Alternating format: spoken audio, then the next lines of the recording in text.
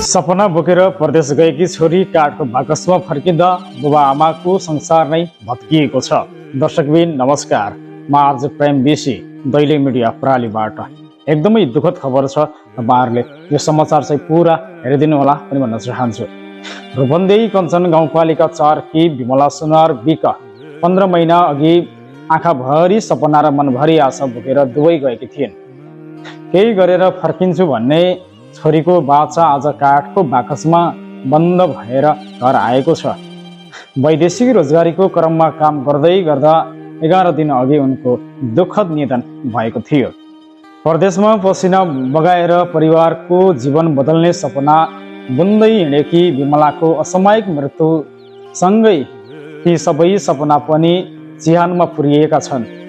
छोरीको प्रतीक्षामा बसेकी आमाको आँखा अझै बाटो हेरिरहेछ। बुबाको छातीमा च्यापिएको पीडा शब्दमा पोख्न सकिँदैन। घर आँगन सुनसान छ, हाँसो हराएको छ।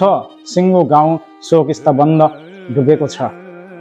दुबईमा रहेका नेपाली समुदायको सहयोग तथा अबुधाबी स्थित नेपाली राजदूतावासको पहलमा उनको पार्थिव शरीर नेपाल ल्याइयो।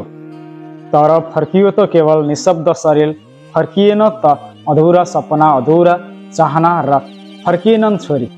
परदेशले फेरि एक घर उजाड बनायो, फेरि एक आमाको काकृत्य बनायो। विमला तिमी सम्झना मात्र रह्यो। एकदमै दुःखद खबर छ। मलाई पनि पढ्दा पढ्दै बिचमा रोकिन पनि पुगेँ। अब दुःखद कुराले गर्दा तपाईहरुले न्युज चाहिँ अन्यथा नमानिदिनु होला पनि भन्न चाहन्छु।